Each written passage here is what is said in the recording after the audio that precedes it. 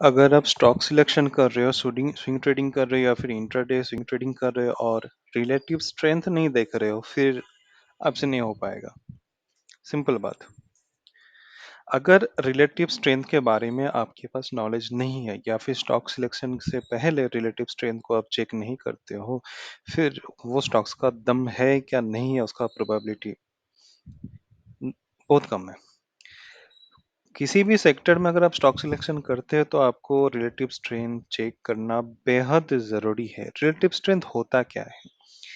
Generally हम लोग क्या करते हैं, कंपेयर करते हैं। फॉर एग्जांपल है, अगर मेरा इंडेक्स चल रहा है, जो निफ्टी 50 का इंडेक्स चल रहा है, तो हमारे देश का जो इंडेक्स है उसका स्ट्रेंथ और अगर मैं कोई एक स्टॉक्स सिलेक्ट कर रहा हूँ उसका स्ट्रेंथ कंपेयर किया जाए, अगर वहां पे स्टॉक्स आउट परफॉर्मेंस कर रहे हैं या फिर मैं बोल सकता हूँ कि इंडेक्स से बेहतर परफॉर्मेंस दे रहा है एक स्टॉक्स, फिर उसका जीतने का प्रोबेबिलिटी ज्यादा है।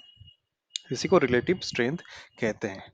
काफी बड़े लोगों से आप सुने होंगे कि आप सीआरएस चेक करो या फिर आरएस चेक करो या फिर रिलेटिव स्ट्रेंथ चेक करो। आज उसी के बारे में बोलेंगे। कोई भी स्टॉक सिलेक्शन से पहले आपको रिलेटिव स्ट्रेंथ और स्टॉक्स के बारे में चेक करना जरूरी है। ये इंपॉर्टेंट है। स्टॉक सिलेक्शन से पहले आपको रिलेटिव स्ट्रेंथ चेक करना पड़ेगा, ये आपके माइंड में रखते हुए चलना पड़ेगा। उसके बाद आप कुछ भी पैटर्न ढूंढो या फिर आपका जो फंडामेंटल्स है उस पे आप चर्चा करो। रिलेटिव स्ट्रेंथ मैंडेटरी है, फर्स्ट प्रायोरिटी है। इस चीजों को आगे ध्यान रखिए। क्यों चेक करें? फर्स्ट क्वेश्चन यही आएगा। जैसे कि लास्ट एपिसोड में हम लोग ने देखे कि वॉल्यूम प्राइस का एग्रीमेंट क्या होता है एक स्टॉक्स का अ, ऊपर जाना या फिर डाउनफॉल होने के पीछे। ठीक है। तो जैसे कि हम लोग ने बताया था, वॉल्यूम और प्राइस बेहद इंपॉर्टेंट है। डेफिनेटली इंपॉर्टेंट है, क्योंकि वॉल्यूम के बिना या प्राइस के बिना हम लोग कोई भी स्टॉक्स को ट्रैक नहीं कर पाएंगे या फिर उसके बिना हम लोग एंट्री नहीं करेंगे। और एक इंपॉर्टेंट पॉइंट रिलेटिव स्ट्रेंथ है कि कोई भी स्टॉक्स में सही में मनी फ्लो हो रहा है कि नहीं, या फिर कुछ ट्रैपिंग चल रहा है, ये हम यहाँ से पता कर सकते हैं। देखिए, ये सारी चीज मैं आपको बता रहा हूँ, ये ट्रेडिशनल वे है। भले ही एल्गो आ चुका है, बट ट्रेडिशनल वे हमेशा काम करती है, हमेशा करेगा। मेहनत बहुत ज्यादा है। यहाँ पे कोई शॉर्टकट नहीं है कि मैं एक आपको क्या बोलता है कि मैंने आपको एक स्क्रीनर दे दिया। भाई, ऐसे काम नहीं बनता है। ठीक है। स्क्रीनर चाहे वो भी तो एक काइंड ऑफ एल्गो या फिर आपका कोडिंग किया जाता है, तो वो अपने हिसाब से आपको देगा। बट कौन सा स्टॉक्स में असली दम है, ये जब आप खुद प्रैक्टिस करोगे। देखो, अगर आपको स्टॉक्स मार्केट में काम करना है, ज्यादा टाइम नहीं लगेगा, बस आपको लर्निंग में थोड़ा टाइम लगेगा, उसके बाद आपको ज्यादा टाइम नहीं लगेगा। फिर आपको तो खुद ही रिसर्च करना पड़ेगा अगर आपको जीतना है तो चलिए शुरू करते हैं। देखिए, कोई भी स्टॉक्स का क्या परफॉर्मेंस चल रहा है, डेफिनेटली हम लोग आउट परफॉर्मेंस जो स्टॉक्स स्टॉक्स होगा उसी को सिलेक्ट करेंगे। मनी फ्लो हो रहा है कि नहीं हो रहा है, हम चेक करेंगे। कंपेयरिंग करेंगे अदर स्टॉक्स के साथ, इंडेक्स के साथ, या फिर अदर जो मेरा सेक्टर है उन लोगों के साथ। क्योंकि हम देखेंगे कि ये जो स्टॉक्स मैं सिलेक्ट कर रहा हूँ जो ऊपर जा रहा है, सही में बाकी सेक्टर को ये बीट कर पा रहा है या नहीं। अगर नहीं कर पाएगा तो मतलब कुछ तो लोचा है। ठीक है। और जैसा कि मैंने लास्ट लाइन पे मैंने क्या शो किया, कोई भी स्टॉक सिलेक्शन करने से पहले सीआरएस आपको सबसे पहले चेक करना होगा। मैं तो यही बोलूंगा, वॉल्यूम प्राइस एनालिसिस से पहले आप सीआरएस चेक कीजिए। रिलेटिव स्ट्रेंथ को मैं सीआरएस क्यों बोल रहा हूँ कि देखिए, ये आपको ट्रेडिंग व्यू में सीआरएस के हिसाब से ही मिलेगा। मैं आगे जाके बताऊंगा कैसे क्या सिलेक्ट करना है। ठीक है, बेहद इंपॉर्टेंट टॉपिक है। थोड़ा इसके बारे में जान लेते हैं कि इसका रूल्स क्या है। देखिए, जब हम लोग किसी स्टॉक्स को चेक करेंगे तो सबसे पहले इंडेक्स, आई मीन निफ्टी के साथ एक बार चेक करेंगे। सेम हम लोग जो निफ्टी 500 है, जो सीएनएक्स 500 है, उसके साथ चेक करेंगे। स्टॉक्स टू स्टॉक्स मतलब फॉर एग्जांपल अगर आप मीडिया का स्टॉक्स ले रहे हो तो मीडिया में जैसे जील है, सन टीवी है, दोनों को एक बार चेक करेंगे। सीआरएस के थ्रू हो जाएगा। सेक्टर के साथ जैसे मैंने बताया, तो ये सारी चीज मुझे क्या पॉइंट देगा, ये सारी चीज पॉइंट देगा कि मैं जो स्टॉक सेलेक्ट कर रहा हूँ वो बाकी स्टॉक से दमदार है कि नहीं, चलने वाला है कि नहीं।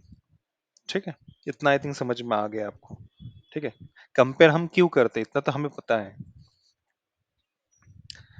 मेजरमेंट के बारे में मैं आपको यही बताऊंगा कि सबसे पहले अपने को देखिए, यहाँ पे पॉजिटिव नेगेटिव दो चीजें, मैं बस पॉजिटिव चीजों को रखा। ये जो 3 पॉइंट मैंने दिया है, इसी पॉइंट के बेसिस पे हम लोग स्टॉक सिलेक्ट करेंगे। बाकी मैं कोई चीज एक्स्ट्रा नहीं दिया। एक तो सबसे पहले आउट परफॉर्मेंस होना चाहिए, बट आउट परफॉर्मेंस है कैसे पता चलेगा, ये क्वेश्चन है। तो उसके लिए हम क्या करेंगे, स्टॉक्स को निफ्टी के साथ एक बार चेक करेंगे। ठीक है, अगर स्टॉक्स मेरा ट्रेंडिंग है, निफ्टी वीक है, मतलब मेरा स्टॉक्स चलने वाला है। स्टॉक्स फ्लैट है, कोई दिक्कत नहीं, ये करेक्शन का टाइम, बड़े टाइम फ्रेम पे शायद करेक्शन टाइम या फिर अपना इंडेक्स में करेक्शन के टाइम हो सकता है। निफ्टी मेरा वीक है बट स्टॉक्स मेरा फ्लैट है, मतलब चलने वाला है, परसेंटेज है जितने का। निफ्टी स्ट्रांग है, स्टॉक्स भी स्ट्रांग है, फिर तो क्या कहना। ये तीनों चीज आपको याद रखना है। अब फटाफट आ जाते हैं भाई, इसको कैसे चेक करें, कैसे काम करें। चलिए, ट्रेडिंग व्यू पे आ जाती है। आई होप आप लोगों को ट्रेडिंग व्यू का चार्ट मुझे दिख रहा है। मैंने कि जैसे बताया था कि मैंने मेरे पास करीब 1000 स्टॉक्स का लिस्ट है फॉर प्रैक्टिस। अगर आप चाहते हैं मुझे टेलीग्राम पे या फिर पर्सनल मुझे लिंक में या फिर यूट्यूब पे कमेंट कर सकते हैं, मैं आपको स्टॉक्स का लिस्ट दे दूंगा। ठीक है, तो देखते हैं। इंडिकेटर का नाम देखिए, मैंने सिंपल सीआरएस लिखा, कंपैरेटिव रिलेटिव स्ट्रेंथ। ओके, इतना आप क्लिक कर देंगे, सेटिंग्स पे आ जाते हैं। इनपुट में आपको निफ्टी चूज करना है। देख लीजिए निफ्टी, यहाँ पे शायद आपका यूएसडी या समथिंग कोई फॉरेन का कुछ स्क्रिप्ट होगा, मुझे उतना याद नहीं है। ठीक है, देख लीजिए, सेटिंग देख लीजिए। नेक्स्ट, सिर्फ सीआरएस पे आपका रहेगा, प्लॉट में आपको कुछ भी देने का कोई जरूरत नहीं है। ओके, खत्म। अब इस चीज को देखिए, ये निफ्टी के साथ मेरा ये जो स्टॉक्स है निफ्टी के साथ कंपेयर हो रहे हैं। वो कंपैरिजन कंपैरिजन कहाँ पे दिखाएगा, यहाँ पे। यहाँ पे मुझे अपवर्ड डायरेक्शन चाहिए। ठीक है, चलिए देखते हैं आपके सामने। ये थोड़ा सा करेक्शन के बाद ऊपर जा रहा है। आई मीन निफ्टी के साथ साथ चल रहा है, इतना हम कह सकते हैं। ठीक है, मेरा ये जो लाइफ साइंस का जो स्टॉक्स है, ये निफ्टी के साथ साथ चल रहा है, अच्छा है। स्टॉक सिलेक्शन करने के बाद हम लोग इसमें पैटर्न देखेंगे, सपोर्ट रेजिस्टेंस देखेंगे, वो अलग बात है। पहले स्टॉक्स को प्राइमरी, मतलब जैसे आपका ये सिलेक्शन हो गया, आप इसको कॉपी पे या फिर एक्सेल पे लिख लीजिए कि हाँ, इस पे हम लोग मुझे काम करना होगा। जोमेटो पे आ जाते हैं। Zomato kind of flat but upper side में है, अच्छा है। निफ्टी के साथ ये अच्छा खासा चल रहा है, इतना कह सकते हैं। ये भी अपर डायरेक्शन है, ये भी है, जिल भी है। नहीं, ये एकदम फ्लैट है, ले सकते हैं बट मैं हमेशा कोशिश करूंगा कि स्टार्टिंग में आपका अपवर्ड डायरेक्शन जो है उसी को फॉलो कीजिए। अपवर्ड डायरेक्शन है, ये देखिए बहुत अच्छा है, अपवर्ड डायरेक्शन है। ठीक है, यहाँ पे नोटिस कीजिए। ओके, अच्छा है। नहीं, ये थोड़ा डाउन जा रहा है, मेरे को नहीं चाहिए। ये तो इसका तो डाउनवर्ड है, नहीं चाहिए। चलिए आगे देखते हैं। ये यहाँ से ऊपर जाने का कोशिश कर रहे हैं। देखिए यहाँ पे अगर मैं एक ट्रेन लाइन खींचता हूँ तो ऊपर जाने का कोशिश कर रहा है। ठीक है, आपको मैं ऑलरेडी स्टेज एनालिसिस बता दिया, स्टेज एनालिसिस के हिसाब से आप आगे देखेंगे। अपवर्ड डायरेक्शन है। ठीक है, वीआर लॉजिस्टिक, वोल्टास, नहीं फ्लैट जा रहा है। ये डाउनवर्ड, देखिए डाउनवर्ड इसको कहते हैं, समझ में आ गया। इस टाइप का स्टॉक्स हम नहीं देखेंगे। ये भी डाउनवर्ड है, नहीं देखेंगे, नहीं देखेंगे। ये अपर जाने की कोशिश कर रहा है बट इसका देखिए, इसका रेजिस्टेंस यहाँ पे है। कोशिश कीजिए ऐसा स्टॉक्स एटलीस्ट प्रीवियस स्विंग जो है वो मेरा ब्रेक करे फिर। आपको भी आई थिंक डाउ थ्योरी के बारे में मैंने वीडियो नहीं लाया, मैं बहुत जल्दी लाने वाला हूँ। थोड़ा डाउ थ्योरी के ऊपर अगर फोकस करेंगे तो आपको पता चलेगा प्रीवियस स्विंग ब्रेक करने से, मतलब अपर साइड में अगर ब्रेक करता है तो वो एक मोमेंटम का एक चांसेस रहता है। ठीक है, देखिए ये भी अपर डायरेक्शन है, अपर साइड में जा रहा है। तो इस हिसाब से हम लोग स्टॉक्स फटाफट चेक करेंगे और मार्क डाउन करेंगे। जैसे देखिए मैंने कुछ रेड मार्क करके रखा, वो मुझे जो स्टॉक्स अच्छा लगा मैं रेड मार्क करके रख दिया। ठीक है, काफी सारे स्टॉक्स हैं मेरे यहाँ पे, करीब 500 है, तो मैं 1-2 घंटे इसी पे टाइम देता हूँ। टाइटन बहुत इंपॉर्टेंट है, बट टाइटन अभी थोड़ा पुल बैक की तरह जा रहा है। ठीक है, आई थिंक आपको समझ में आ गया कि अपवर्ड डायरेक्शन डाउनवर्ड डायरेक्शन क्या है, किस बेसिस पे हम लोग देखेंगे। ठीक है, इसके साथ साथ आपको और एक चीज करना है, CNX, सॉरी, ओके। तो CNX 500 में आपका मिड कैप, लार्ज कैप, कुछ स्मॉल कैप भी आ जाता है। तो हम देख पा रहे हैं कि निफ्टी से ज्यादा आउट परफॉर्मेंस मेरा मिड कैप में फिलहाल दे रहा है, मतलब लार्ज कैप से अच्छा मेरा मिड कैप परफॉर्मेंस या स्मॉल कैप परफॉर्मेंस दे रहा है। इतना आई थिंक आपको समझ में आ गया। तो इस हिसाब से आप सेक्टर भी एनालिसिस करते हैं कि मुझे कौन सा सेक्टर में काम करना है। अब आईटी ले लो और फार्मा ले लो, चलिए वो भी हम दिखा देते हैं। CNX आईटी, ठीक है। आईटी का परफॉर्मेंस क्या है, बहुत बेकार है।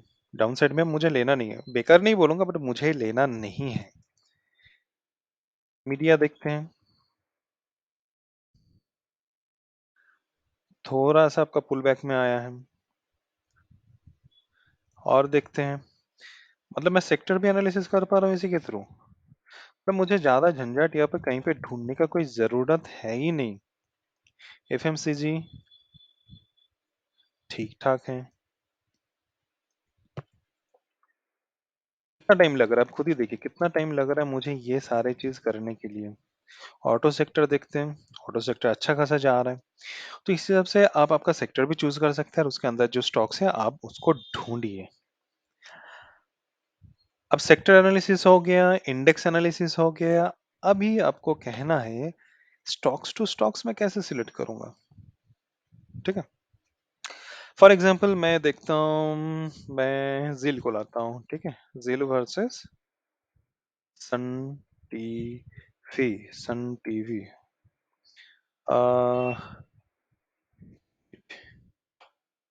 सन, सॉरी मैं कुछ गलत कर रहा हूँ। सन टीवी, आई थिंक मेरा जिल के साथ मुझे करना है। सबसे पहले मुझे जिल को सिलेक्ट करने दीजिए, जिल, सॉरी, ओके। अब इसको मुझे कंपेयर करना है Sun TV, Sun TV, Sun TV, हाँ मेरे लिस्ट में ऑलरेडी था। इंटर, यहाँ पे देखिए जिल बाय सन टीवी, मतलब यहाँ पे क्या कर दिया कि मैं जिल और सन टीवी को कंपेयर कर दिया। अब इनको देखिए, अगर आपको इस हिसाब से समझ में नहीं आया तो सिंपल यहाँ पे आ जाए, इसको लाइन चार्ट में कन्वर्ट कर दीजिए। अरे ये तो डाउनवर्ड में जा रहा है, मतलब सन टीवी के कंपेयर में जिल कुछ खास परफॉर्मेंस नहीं कर रहा है। इस हिसाब से भी आप स्टॉक्स के साथ स्टॉक्स एनालिसिस करके समझ सकते हैं कि कौन अच्छा परफॉर्मेंस दे रहा है, कौन नहीं दे रहा है। समझ में आ गया आई थिंक। ओके, तो हमेशा कोशिश कीजिए वही स्टॉक्स खरीदने के लिए, लेने के लिए जो अपवर्ड डायरेक्शन में है, वो आपको अच्छा परफॉर्मेंस दे के जाएगा। बीपी एनालिसिस मैंने ऑलरेडी कर दिया, स्टेज एनालिसिस मैंने ऑलरेडी आपको सिखा दिया है। ये सारे चीज यूज करके अभी से आप छोटा मोटा प्रैक्टिस या फिर स्टॉक्स एक क्वांटिटी या दो क्वांटिटी का लीजिए प्रैक्टिस के लिए।